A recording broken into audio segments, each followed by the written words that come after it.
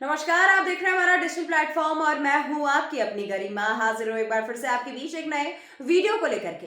आज हम बात करेंगे उस राज्य की राजनीति की जो आजकल खूब चर्चे में है। जी हाँ, पश्चिम बंगाल। पश्चिम बंगाल की राजनीति में एक ऐसा मोड़ आ गया है दोस्तों, जो सिर्फ तृणमूल कांग्रेस के लिए ही नहीं बल्कि मुख्यमंत्री ममता बनर्जी के सियासी भविष्य के लिए भी बड़ी चुनौती बनता दिख रहा है। सवाल बिल्कुल सीधा है कि क्या 2026 में बंगाल की सत्ता की तस्वीर बदलने वाली है और क्या ममता बनर्जी की पकड़ अब कमजोर पड़ रही। दरअसल टीएमसी से निलंबित विधायक हुमायूं कबीर ने अपनी नई पार्टी जनता उन्नयन पार्टी का ऐलान कर दिया है। दावा यह है कि ये पार्टी पश्चिम बंगाल के सभी 294 विधानसभा सीटों पर चुनाव लड़ने की तैयारी में है। अगर ऐसा होता है दोस्तों, तो ये सिर्फ एक नई पार्टी की एंट्री नहीं होगी, बल्कि ये बंगाल की वोट राजनीति को सीधा हस्तक्षेप करने वाली है। अब जरा हम आपको पीछे लेकर के चलते हैं और पूरा मामला समझा देते हैं। दरअसल बात यहाँ जिस हुमायूं की हो रही है वो हुमायूं कबीर वही नेता है जो पहले तृणमूल कांग्रेस के भीतर ममता बनर्जी के बेहद करीबी माने जाते थे। लेकिन बीते कुछ समय से उनके बयानों और उनकी गतिविधियों ने टीएमसी को असहज कर दिया। पार्टी विरोधी रुख और विवादित बयानों के बाद आखिरकार उन्हें निलंबित कर दिया गया। इसके बाद हुमायूं ने जो कदम उठाया उसने बंगाल की राजनीति में नया बहस छेड़ दिया है दोस्तों। हुमायूं कबीर पहले भी सुर्खियों में रहे हैं। उनके कुछ बयान जो पुराने हैं उनमें से, जैसे कि उन्होंने बाबरी मस्जिद से जुड़ी कई बार टिप्पणियां की और कथित रूप से उन्हें नींव रखने जैसे शब्दों का इस्तेमाल भी कर दिया। इसको लेकर के भारी विवाद हुआ।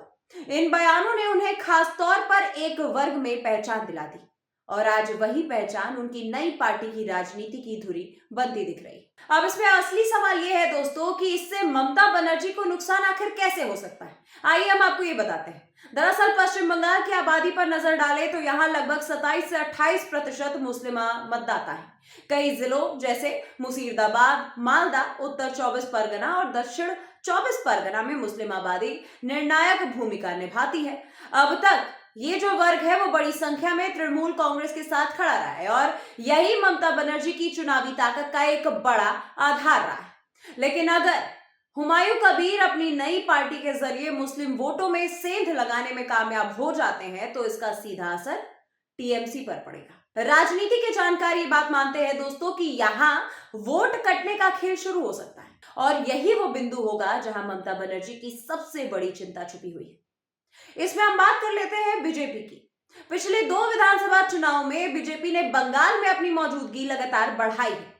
2016 में जहां बीजेपी सिर्फ 3 सीटों पर सिमट करके रह गई थी, वहीं भारतीय जनता पार्टी ने 2021 में सीधे 77 सीटों तक अपनी पहुंच बना ली। हालांकि सत्ता नहीं मिली दोस्तों, लेकिन यह तो साफ हो गया कि बीजेपी बंगाल में अब हाशिए की पार्टी नहीं रह गई। अगर टीएमसी की पारंपरिक वोट बैंक में दरार पड़ती है दोस्तों, तो खास तौर पर इसका जो असर है वो मुस्लिम वोटों में, और उसके बाद बड़ा फायदा जो है वो सीधा मिलेगा बीजेपी को, क्योंकि बंगाल की राजनीति में अक्सर मुकाबला त्रिकोणीय नहीं रहता, बल्कि यहां पर वोट कटने के बाद सीधा लाभ किसी तीसरे ताकत को ही मिला है। ऐसे में अगर जनता उन्नयन पार्टी अनजाने में ही सही बीजेपी के लिए रास्ता आसान कर रही, यही वजह है दोस्तों, और यहीं से एक बड़ा सवाल भी खड़ा होता है कि क्या इस बार बंगाल में ममता बनर्जी की हार जो है वो तय होती दिख रही। क्या ये माना जा सकता है कि जनता उन्नयन पार्टी ममता के वोट बैंक को कमजोर करेगी, और क्या बीजेपी इसी राजनीति बिखराव का फायदा उठा करके बंगाल में सरकार बनाने की स्थिति में पहुंच सकती है। फिलहाल इतना तो साफ है कि हुमायूं कबीर की नई पार्टी ने बंगाल की राजनीति में स्थिरता को तोड़ दिया है। आने वाले महीनों में यह देखना दिलचस्प होगा कि जनता उन्नयन पार्टी जमीन पर कितना असर डाल पाती और क्या ममता बनर्जी इस नए सियासी संकट से निकलने की कोई रणनीति बना पाती, क्योंकि बंगाल में अब जो लड़ाई चल रही है वो सिर्फ ममता बनर्जी बनाम बीजेपी की तो नहीं रही।